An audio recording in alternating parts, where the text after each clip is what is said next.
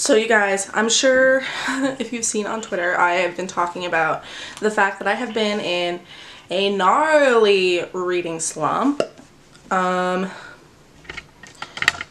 the camera a little bit. Okay.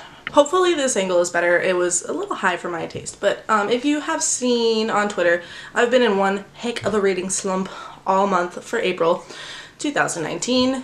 In case anyone's watching from the future, I kind of have a different video for you today. It's not your standard wrap up. I don't have a bunch of books to talk about. I have one book to talk about, and it's kind of perfect timing because I've been meaning to make this type of a video anyways. I'm sure you've also seen that the only book that I read this month was a reread of The Shining by Stephen King. And hello, if you are not new at all, you should know that this is my favorite book of all time. And it was such a fun read. Number one, I gave it 5 stars again. But yes, this is my second reread. So I've read this book twice. Admittedly, I did not get the same emotional impact as I did the first time that I read this. I still kind of like welled up at a certain part in the book that made me like bawl like a baby the first time around, but I did not like full on bawl like a baby again. I hope that makes sense. But anyways, yes, 5 stars. I love it.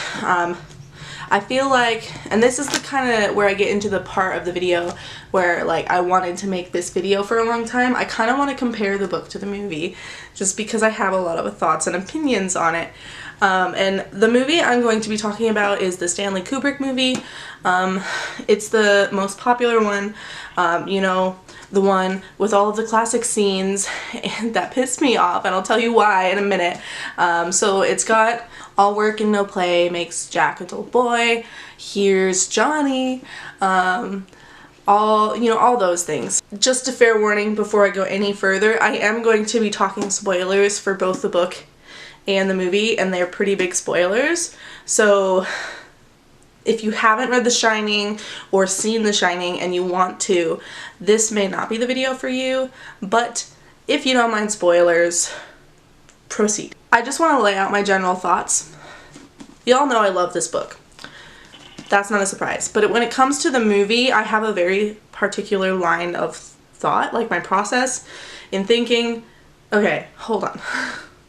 My thought process for the movie is just a little bit different. It's not flat out I hate it, like it shouldn't be in existence. I think the movie, as the movie apart from the book, is actually really great. It's very unique in terms of like cinematography and a lot of like your classic horror stuff.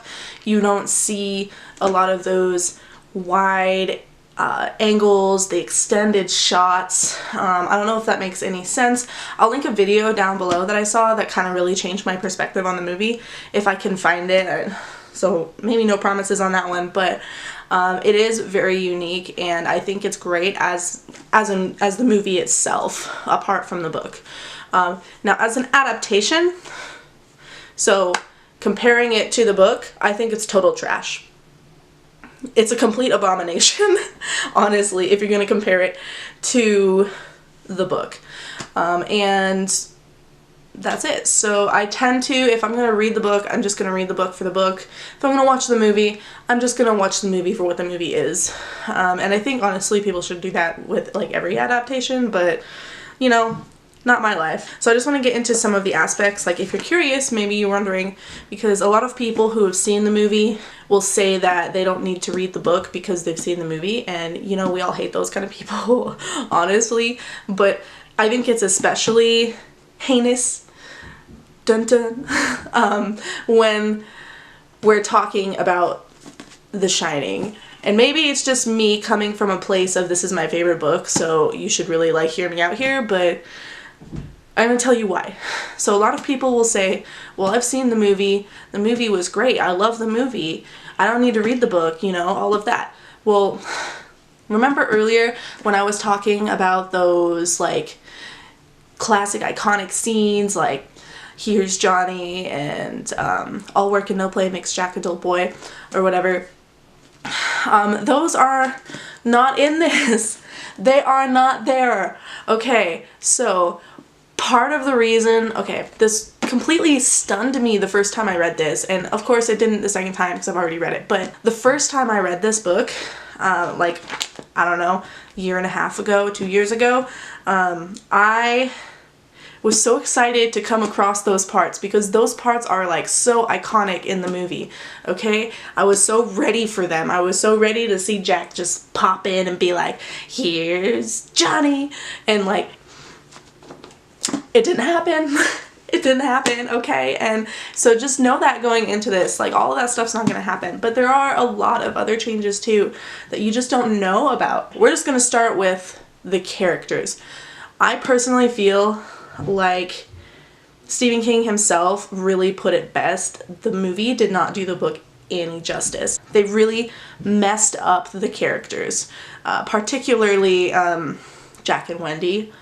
In my humble opinion, they really kind of slandered Jack's character. So Jack in the book, he struggles a lot. He struggles with alcoholism. He's trying to do better for his family. He's got this job. It's not the best job. He's got to stay, you know, all winter in a hotel. He's got to go away from booze. He's trying to work on his play and make it big and support his family, which he loves very much, and that's made extremely clear. In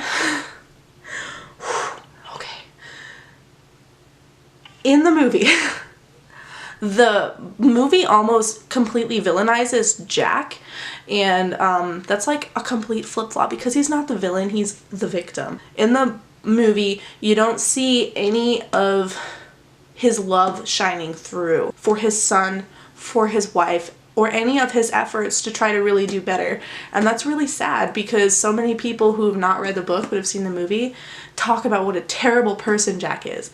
But I don't think he's terrible. I just think he's struggling. Whew, okay, I'm gonna get heated. So let's just go to Wendy. In the movie, Wendy comes off as very weak. Like, she doesn't get her own opinions and actions, and she has to just do kind of what Jack says. It's kind of really shitty. She comes off as very weak and not self-sufficient. But in the book, oh my word, I just have to say, Wendy is a freaking badass, okay? She's so great. She really steps it up when things go sour, like while they're in the hotel. She really just brings it to the table. She is a freaking role model, just saying, okay? That's all I have to say. Apart from like their physical looks, they really messed up the way they physically look, but I think that was more of like a cinematographic film. I think it was a film move, just to add a little bit to the creep factor of, you know, of a scary movie. I think they were intentionally made not to be attractive. Movies by themselves, I think I can kind of get on board with that. Like, I'm so tired of seeing these like horror movies with all of these like super conventionally attractive people in them. So I mean, I can let that one slide, but they did kind of really mess it up. They don't look anything like the characters would in the book, in my head. The other thing that really pisses me off about the change, I'm not going to go into every single change, but just the main ones that really bother me.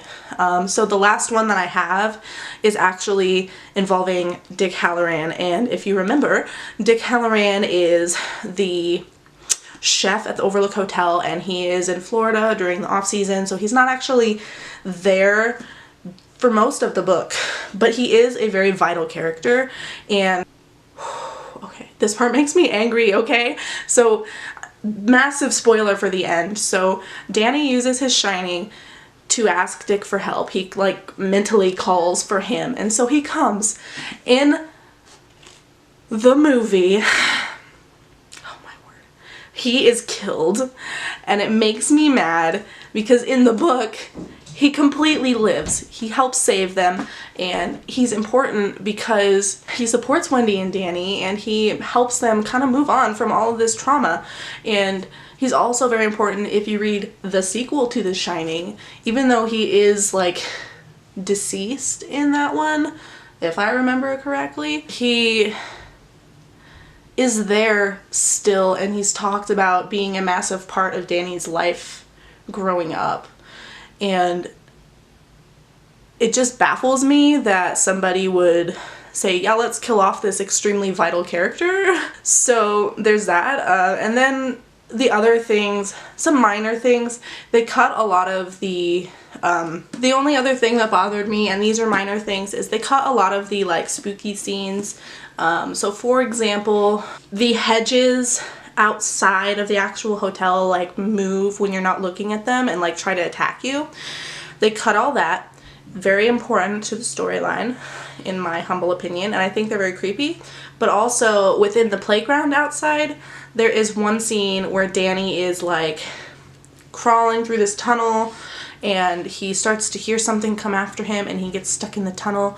I personally think those are very creepy scenes, and I think that like they would have been very beneficial to a movie like The Shining. So they just cut a lot of like little things like that. It's not, those are not my main issues. My main issues are taking out the heart of the book, slandering the characters, and of course killing off some very important characters.